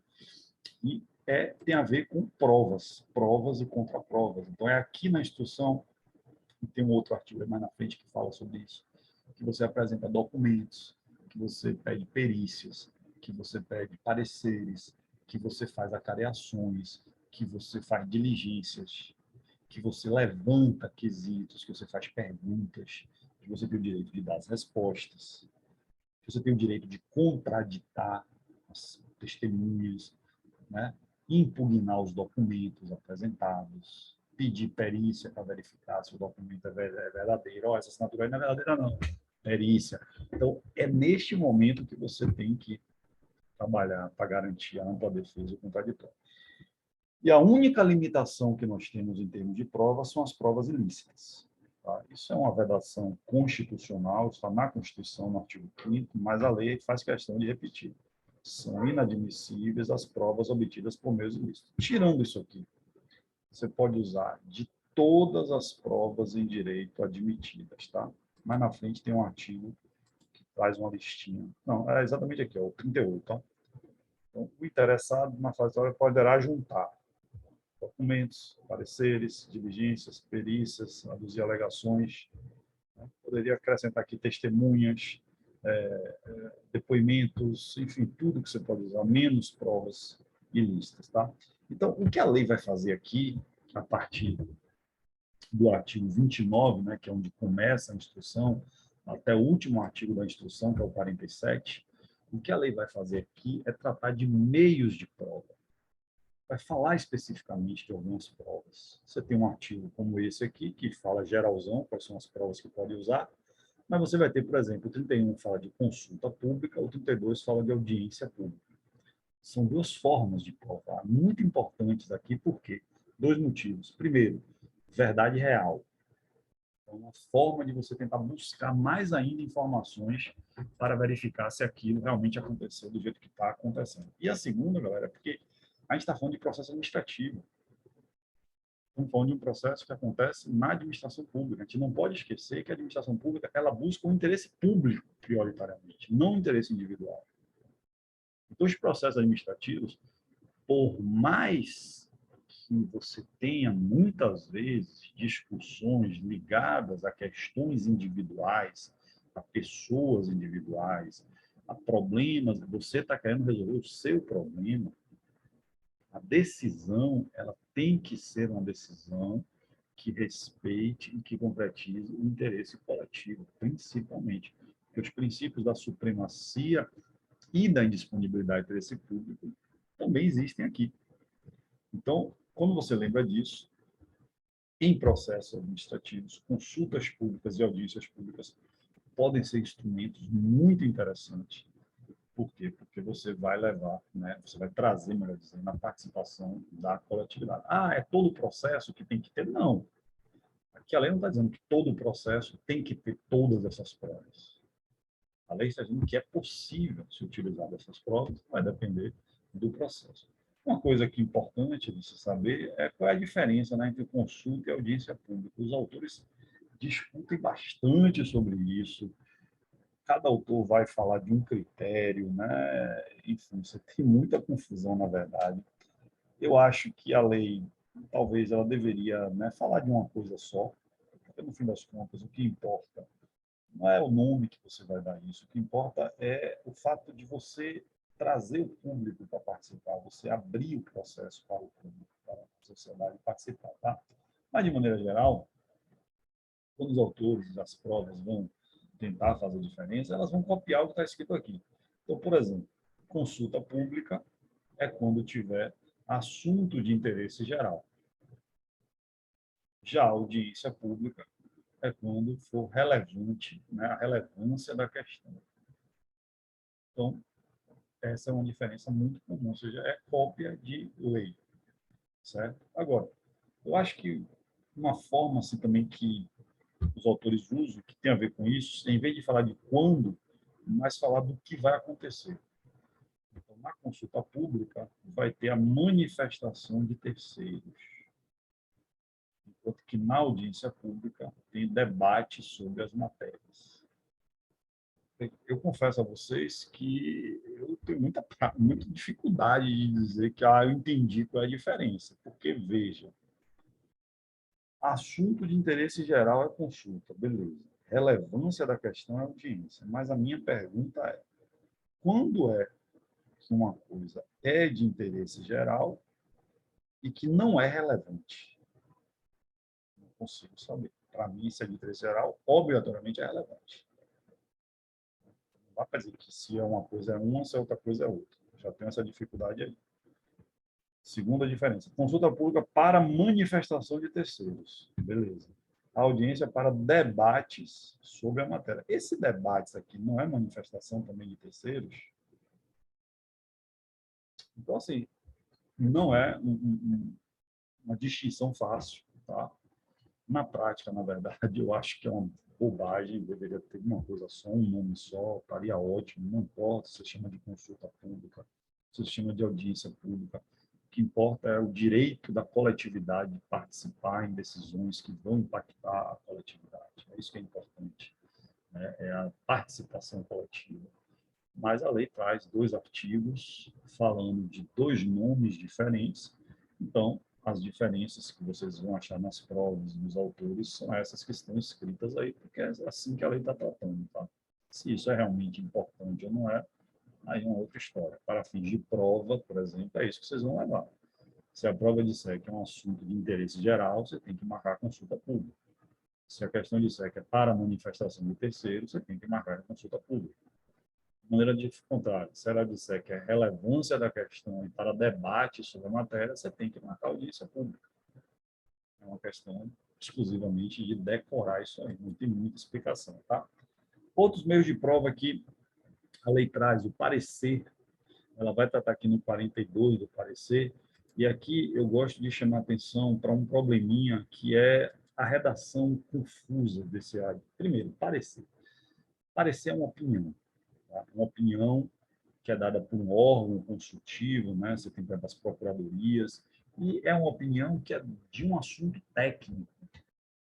Por exemplo, e aqui em processo administrativo, talvez o parecer mais importante é o parecer jurídico, né? O parecer jurídico é uma opinião de um assunto técnico, que é um assunto jurídico, uma questão jurídica, e que é dada por uma pessoa que tem habilitação técnica naquilo, ou seja, por um bacharel em direito, por um advogado, por um procurador, por um assessor jurídico. Então, parecer não é somente uma opinião, porque a opinião é que a pessoa tem sobre qualquer assunto. Mas para você chamar de um parecer, você chamar o parecer, chamar uma opinião de parecer, tem que ser uma opinião sobre um assunto técnico dado por uma pessoa que tem conhecimento técnico naquela matéria, naquela disciplina, naquele assunto. Certo? Bem, tranquilo, todo mundo sabe mais ou menos o que é um parecer. Tá? O problema vem nesses parágrafos aí, que a lei fala um parecer obrigatório e vinculante. Aí depois ela fala um parecer obrigatório e não vinculante. Aí você fala, os dois aqui são obrigatórios, a diferença é que esse aqui é vinculante, esse aqui é não vinculante. Então tá certo. O problema, gente, é o seguinte: não existe parecer vinculante. Isso aqui é uma coisa que é meio paradoxal. Por que é paradoxal? Parecer vinculante não existe. Porque parecer é uma opinião. Se é uma opinião, não pode vincular. Porque se vincula, não é mais opinião, já é a própria decisão. Então, se a autoridade ela está vinculada a um parecer, veja que quem está decidindo não é ela, é quem deu o parecer. Então, parecer vinculante é uma contradição, é algo que é paradoxal. Todo parecer ele é não vinculante, porque é uma opinião. Então, o parecer, ele é obrigatoriamente, ele tem que ser não vinculante. Certo? Aí você tá, então, tá tudo errado aí? Não. A lei, ela embolou aqui o seguinte conceito, o que ela queria falar, então vamos lá. Como é que a gente melhoraria essa redação? Primeiro, você tira essa informação daqui, você tira essa daqui, porque isso aqui é óbvio. Na verdade, o que a lei queria falar é isso aqui, ó. Esse não tinha que vir aqui, ó, para antes do obrigatório. E aí você teria parecer obrigatório e parecer não obrigatório. É isso que a lei quer dizer. Por quê? Olha o que ela está dizendo aí na sequência. Um parecer obrigatório, se ele não for emitido, o processo fica parado. Por quê? Porque ele é obrigatório. A lei vai dizer, em determinado momento do processo, que tem que ter um parecer. Então, enquanto esse parecer não é dado, o processo fica parado. Enquanto que um parecer não obrigatório, se ele não é emitido, o processo segue normalmente. Por quê? Porque ele é não obrigatório. Porque pedir parecer, pedir essa opinião técnica, é uma possibilidade que existe sempre. Eu não peço parecer só quando a lei manda. Eu estou lá com dúvida de um assunto, eu chego para a minha procuradoria, eu sou prefeito, vou fazer uma coisa. Estou com dúvida se eu posso, se eu não posso, se é legal, se é legal. Chego para a minha procuradoria, meu procurador, e digo, meu amigo, por favor, me dê um parecer aqui se eu posso fazer isso ou não. Isso é uma possibilidade. Sempre, em qualquer processo, em qualquer momento, posso pedir uma, duas, três, 20 pareceres no mesmo processo. Se for um parecer que eu estou pedindo porque eu quero, ele é não obrigatório. É o parágrafo 2º. Se ele não for emitido, o processo segue. Não é obrigatório. Agora, quando a lei exige um parecer, aí é um parecer obrigatório, e aí o processo não pode andar enquanto o parecer não for emitido. E aí, por isso que a lei vai dizer que a pessoa que não emitiu é responsabilizada, vai responder. A pessoa que deu causa ao atraso. O processo para. No caso do DICAR, a pessoa não necessariamente vai responder, mas a lei diz, ó, pode sim. Vai depender da situação, a pessoa se omitiu, ela pediu parecer, é a obrigação dela dar o parecer. Então, ela vai ser responsabilizado pela omissão. Por que ela não cumpriu essa ordem de dar o parecer? Então, galera, a lei ela faz aí uma confusãozinha com essa questão do vinculante, do não vinculante, de chamar os dois de obrigatório, né? E a coisa não fica tão clara do que a lei está falando, mas agora para vocês está bastante claro aí qual é a situação, tá? Seguindo aí a ampla defesa, né? Meio de provas. Agora eu resumi aqui nesse slide aí as questões mais importantes ligadas à ampla defesa contraditória. Primeiro aqui, artigo 36 fala do ônus da prova. Vocês percebem aí que o ônus da prova é de quem alega. Ou seja, não há a inversão do ônus da prova. Quem alega tem que provar. O particular aqui, se ele alega uma coisa, ele tem que provar. Não há inversão de ônus de prova, porque inversão de ônus de prova é uma coisa que muita gente pensa que tem em processo administrativo. Eu vou ser muito honesto, eu pessoalmente acho até que deveria ter mesmo. Porque a inversão do ônus de prova, ela é criada exatamente para processos em que há o quê? Um desequilíbrio de forças, uma disparidade de armas. Vamos pegar o exemplo clássico de inversão de ônus, que é o trabalho, direito do trabalho, processo trabalhista. Qual é a ideia? De um lado, você tem o empregador, do outro lado, você tem o empregado. O empregado é hipossuficiente. É mais fácil para uma grande empresa provar do que para o empregado. Às vezes, os documentos não são dados aos empregados, fica tudo retido. Então, como eu tenho essa disparidade, o que é que o direito do trabalho faz? Olha, então, vamos ter a inversão do ônus da prova. O empregado hipossuficiente, ele alega, e é a empresa que tem que mostrar que ele está mentindo. Show de bola. Quando você olha para a relação aqui, é bem parecida. Você tem, de um lado, o Estado, a administração pública, que é, no dizer de Thomas Hobbes, o Leviatã, um monstro gigantesco, pesado. E do outro lado você tem o cidadão, pequenininho ali, fraquinho. Então, você pensa, opa, faz todo sentido inversão de ônus. Só que, infelizmente, a lei não diz assim. Quem alega, prova. Agora, isso não tem a ver, galera, cuidado, por isso que eu trouxe aqui o artigo 37, porque isso não tem a ver com o fato de, obrigatoriamente, você tem que ter os seus documentos na mão. Porque às vezes a pessoa acha que inversão de ônus da prova, né? Inclusive já teve um professor, mas nesse artigo 37 aí está invertendo, não está invertendo o ônus da prova. O que esse artigo 37 está falando é de uma situação fática. Os documentos estão onde? Certo? E como a obrigação de provar é sua, que não inverteu, se o documento não está em sua mão, mas você sabe que está lá na administração pública, você vai dizer isso. Você vai dizer, olha, o interessado vai declarar que os fatos estão registrados em documentos existentes na administração. Então, veja que é você que está provando. Observe que o ônus da prova não mudou aqui. Você alegou, só que você não tem os documentos em sua mão, mas você sabe que os documentos estão ali e você sabe que é você que tem que juntar os documentos. Por quê? Porque o ônus da prova não é invertido. Mas como você não tem como juntar, porque o documento não está em sua mão, você diz isso. Veja que é você que está se esforçando para provar. Olha, isso que eu estou falando, tem um documento, está lá. Ficou lá na Secretaria de Educação. Eu pedi para tirar cópia, o pessoal não me deu, então eu não tenho como juntar aqui, mas existe o documento que está lá. Perceba que o ônus da prova foi seu. O fato de que você está pedindo para a administração pública trazer os autos e o fato da administração pública trazer os autos não significa que você deu o ônus da prova para ela. Não significa que inverteu o ônus da prova. O ônus continuou sendo seu. Certo? Então, é meio diferente você dizer que o 36 está dizendo claramente que não há inversão, porque quem prova é quem alega, é isso que é não tem inversão. Esse 37 não muda.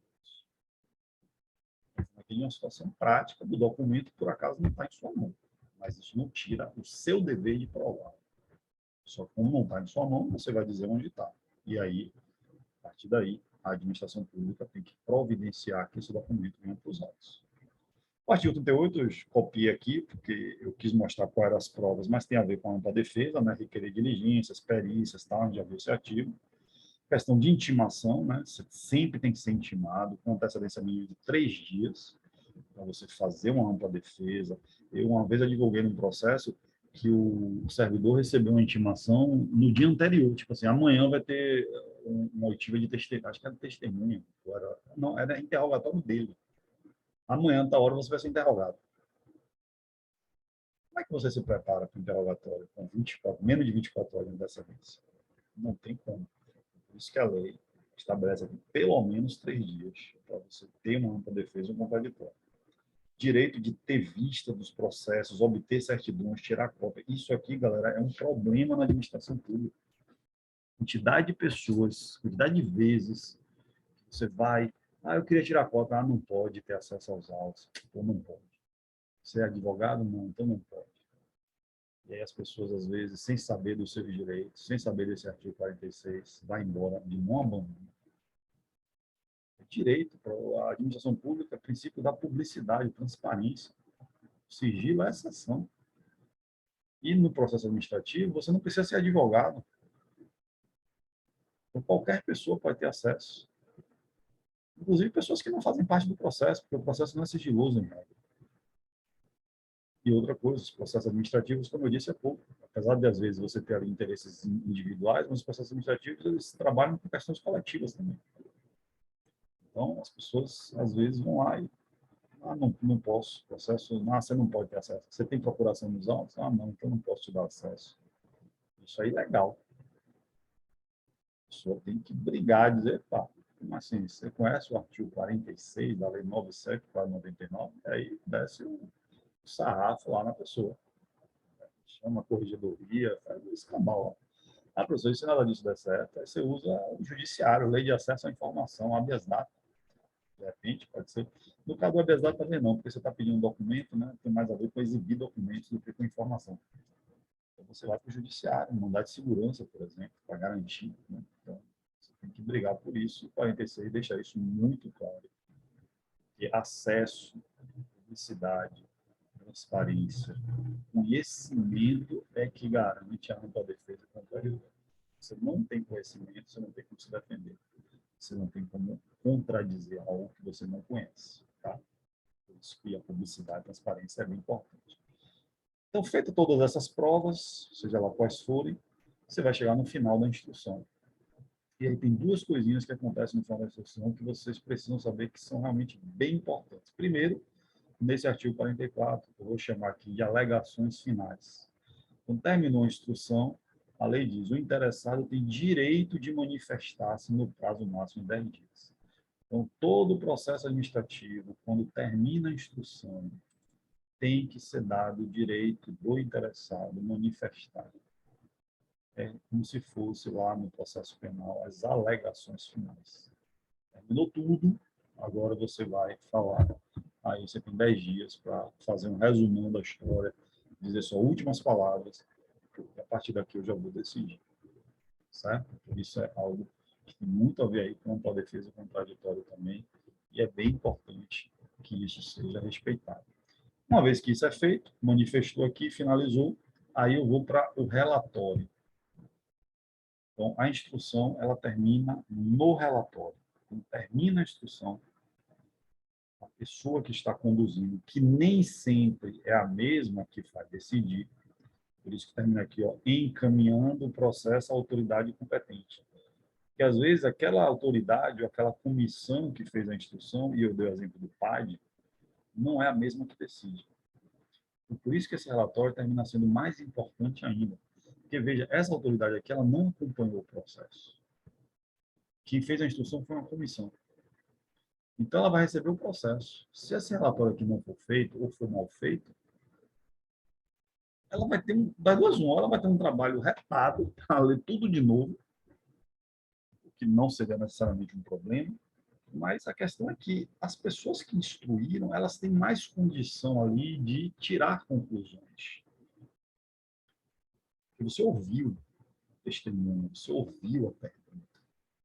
Então, você tem que contar isso da melhor forma possível para que essa autoridade aqui seja como se ela também estivesse ouvindo, né? Só que ela não ouviu de verdade. Ela leu o seu relatório.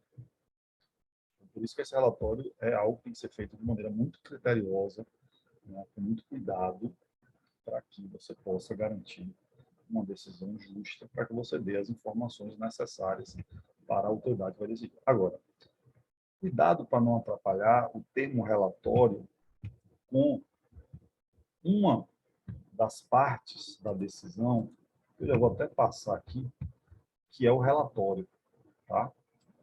Porque aquilo que o 47 chama de relatório, com essa palavrinha aqui, é tudo isso aqui, tá? O 47 fala de relatório, mas na verdade é tudo. É o relatório, a fundamentação e o dispositivo. Por quê?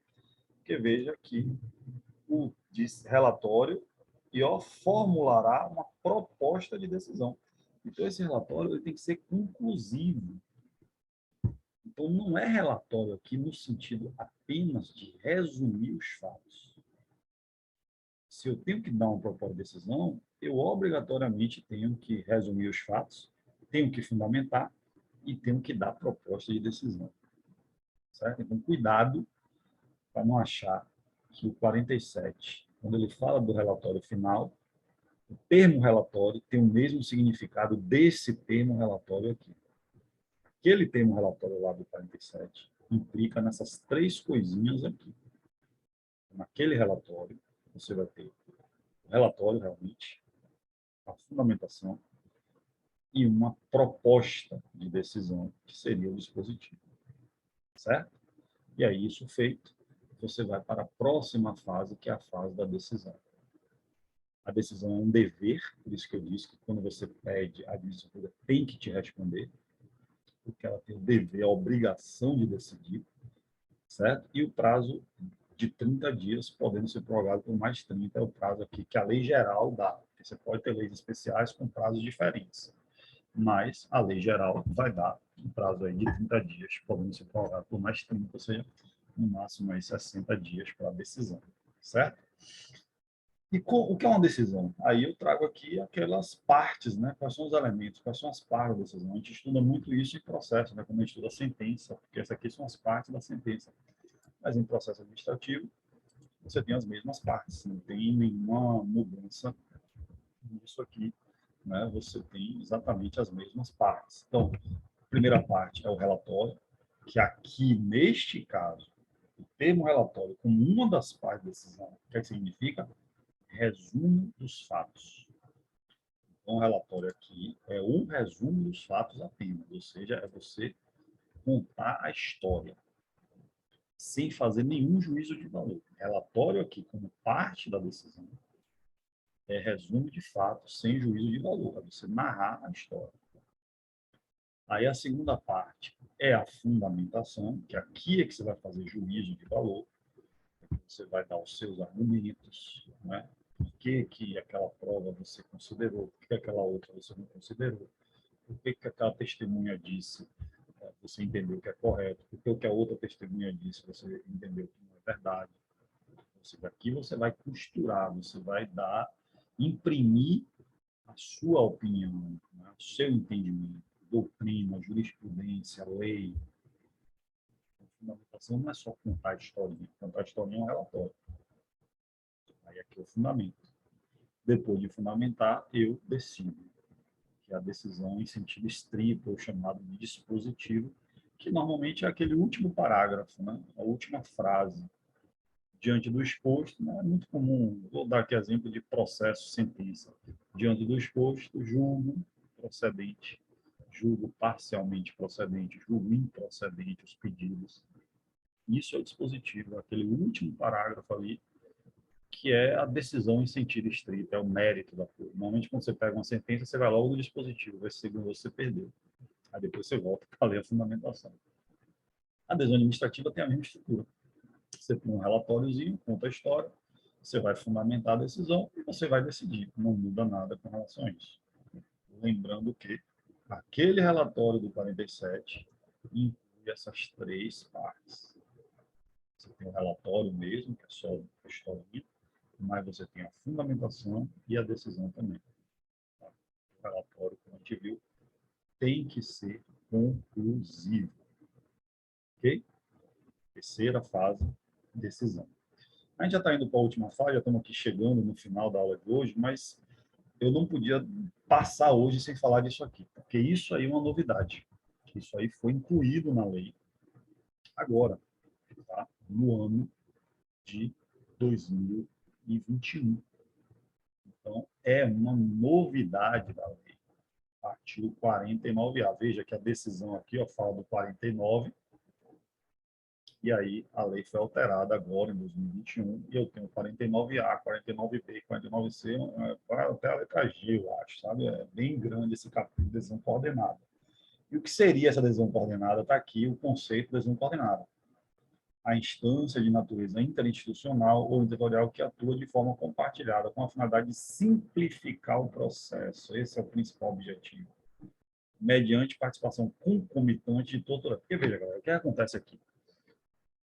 É possível que um processo administrativo, para ele ser resolvido, a questão que o cidadão coloca lá para a administração resolver, é possível que, por exemplo, tenha a ver com a Secretaria da Educação e a Secretaria da Fazenda. Então, veja, se você não tivesse, não tinha, até bem pouco tempo atrás, pelo menos não formalmente, essa decisão coordenada, pode ser que você, como cidadão, tivesse que entrar com dois processos. Você tivesse que fazer um requerimento na Secretaria da Educação e um outro requerimento na Secretaria da Fazenda. E o que é pior, que é, eu acho que para mim, foi para isso que essa decisão aí foi criada. Você podia até fazer um requerimento, né, mas da Secretaria da Educação. A Secretaria da Educação te dissesse assim, olha, depende da Secretaria da Fazenda. Aí você, tudo bem, vou lá resolver. Aí você vai resolver. A Secretaria da Fazenda te diz o quê? Depende da Secretaria da Educação. Quem já passou por isso aqui na administração pública? Eu mesmo já passei. Você vai para um lado, ó, depende do outro. Você vai para o outro, não depende daquele. Não, meu amigo, eu acabei de vir lá. Não, mas é lá. Volta para lá. Não, é lá. Ou seja, você fica feito um idiota.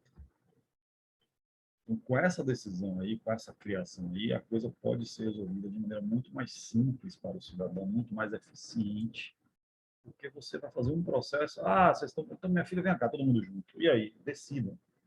Eu quero a resposta. É educação? É saúde? Vejam aí e me respondam. Certo? Então, você tem, quando for justificável pela relevância da matéria, quando houver discordância que prejudique a celeridade do processo. Ou seja, a Secretaria da Fazenda diz que é com a educação diz que é da Fazenda. Elas estão discordando. E o processo está travado. Então, eu vou poder utilizar de um mesmo processo com 3 ou mais setores, órgãos, que vão tomar uma única decisão no processo. Então, é isso que nós chamamos de decisão coordenada. Tá? Não se aplica a esse artigo 49A, eu acho que vai cair bastante aí nas provas. Tá? Situação que não pode ter decisão coordenada. Se envolver licitação, se tiver ligado a poder sancionador, então você, por exemplo, não pode utilizar decisões coordenadas em assuntos ligados a poder disciplinar, poder de polícia, e se tiver envolvida autoridades de poderes distintos. Por isso que eu dei o exemplo aqui da Secretaria da Fazenda, da Secretaria do Meio Ambiente, da Educação. Por quê? Porque isso é executivo. Agora, se tiver um problema que tem um órgão do executivo e um órgão do judiciário, aí já era, você não vai poder fazer num único processo, você vai ter que fazer nos dois processos. Tá? Que a lei veda aí, que se tiverem envolvidos poderes distintos, você não pode usar a decisão coordenada. E como é que vai ser essa decisão? O 49G dá uma estruturazinha, relato sobre os fatos, síntese dos fundamentos, síntese da tese, registro das orientações, posicionamento dos participantes e a decisão de cada órgão. Eu vejo que, no fim das contas, não é uma única decisão. Cada órgão vai dar a sua decisão.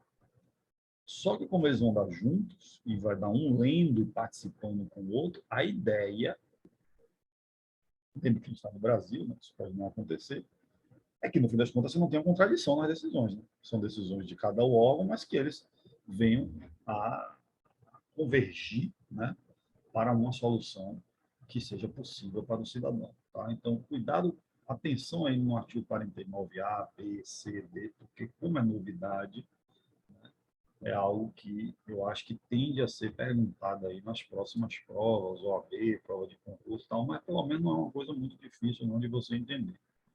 E, finalmente, nosso último slide de hoje, a gente já se encaminha aí para o final da nossa aula, a última fase, que são os recursos. Os recursos. Então, a gente teve a decisão, e aí chega na fase dos recursos. Primeiro, como eu disse lá atrás, vai ter recurso? Não sei. Depende das partes recorrerem. Então, a gente não tem como garantir que todo o processo vai chegar no recurso. Pode ser que o processo acabe na decisão. Mas o fato é que ter recursos previstos é um direito fundamental. O STF já decidiu isso. Porque você não tem expressamente a Constituição falando, né? Direito ao recurso. Você não tem lá o direito ao duplo grau de jurisdição. Isso não está expresso na Constituição.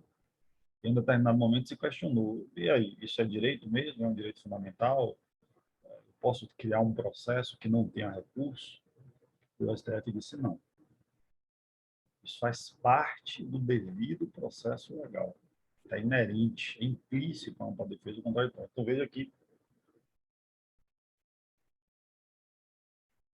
é obrigatório que a lei traga pelo menos um único recurso. Você não precisa ter 500 recursos. O processo ele tem que acabar em algum momento. Mas o que é inconstitucional é se você pegar uma lei que fala de um processo específico, seja ele judicial, seja ele administrativo, e aí a lei chega na primeira decisão e você não tem como atacar essa primeira decisão. Então, um recurso, pelo menos, você tem que ter previsto. Ok? Isso é um direito fundamental.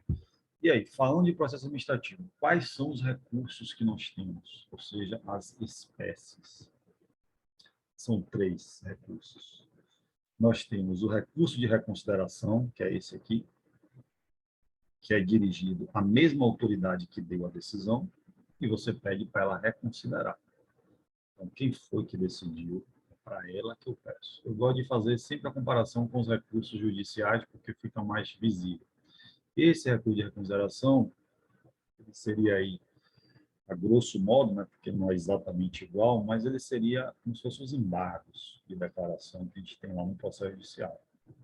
Você pede para a mesma autoridade reconsiderar, esclarecer. Só que aqui você realmente pode pedir para mudar mesmo, tá? Porque é recurso mesmo, você pode pedir para alterar totalmente os embargos, a gente sabe que é para erro material, obscuridade, né? Aquelas situações mais específicas. Aqui não, é mais aberto, você pode argumentar aqui, mas é que valeria o embargo aí, porque se dirige para a mesma autoridade, né? Então, você tem ali a possibilidade dela esclarecer alguma coisa que não ficou muito claro e tal. Mas aí a lei diz, no prazo de 5 dias, né? E se ela não fizer isso? Se ela não reconsiderar? Aí ela encaminha para a autoridade superior.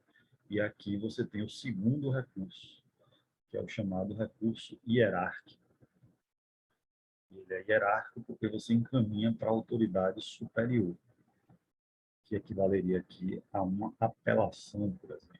O juiz deu a sentença, você vai apelar ao tribunal, que está acima dele, processualmente falando. Esse aqui seria o recurso hierárquico. Que no caso aqui, vocês percebam que é um recurso que ele é manejado junto, são 2 recursos, mas é junto, é uma petição só. Que você vai dirigir à autoridade para ela reconsiderar, se ela não reconsidera, ela mesma encaminha para a autoridade superior. Então você faz uma vez só. Professor, qual é a estrutura? Artigo 6º, requerimento inicial. Mesma coisa, só que você vai botar lá, venha apresentar o presente recurso de reconsideração. Se você quiser botar só o nome recurso, porque você tem 2 eventos, então, agora, quando você estiver discorrendo, aí você fala, tá? Lá no final você pede. Se não reconsiderar, que encaminha a autoridade superior. Você já pede logo para a coisa já ficar clara. Então, você tem primeiro a reconsideração, segundo o recurso hierárquico. E o terceiro está no 65, que é o recurso de revisão. E este aqui é bem específico, porque só pode, primeiro, em processos sancionatórios, punitivos, você não pode ir lá em qualquer processo. Segundo, tem que ter fatos novos ou circunstâncias novas. Terceiro, que mostre que aquela pena ela é inadequada, ela é injusta. Você penalizou, sancionou uma pessoa que é inocente. Aí depois de 5 anos, aparece um fato novo, aparece um documento novo, uma prova nova que mostra que aquela pessoa é inocente. Aí você pode pedir a revisão. Fazendo esse paralelo grosseiro com o processo judicial, isso aqui equivaleria a uma ação rescisória, né? Você está tentando mudar uma decisão que já foi tomada. Você não pode usar a revisão para discutir coisas que já foram discutidas. E aí você tem os recursos de cá. Então, a revisão, obrigatoriamente, tem que ser uma coisa nova. E aí a revisão não pode piorar a situação. Os outros dois podem. Você pode, num recurso desse ou desse aqui, você tem uma situação agravada. Mas no caso da revisão, não pode haver o agravamento aí da decisão. Certo? Com isso, a gente termina o processo administrativo. Acho que é a primeira vez que a gente termina no horário, né, galera? Sempre termina quase meia-noite. A gente conseguiu aí terminar no horário certinho. Então, a gente fica aqui para até a próxima.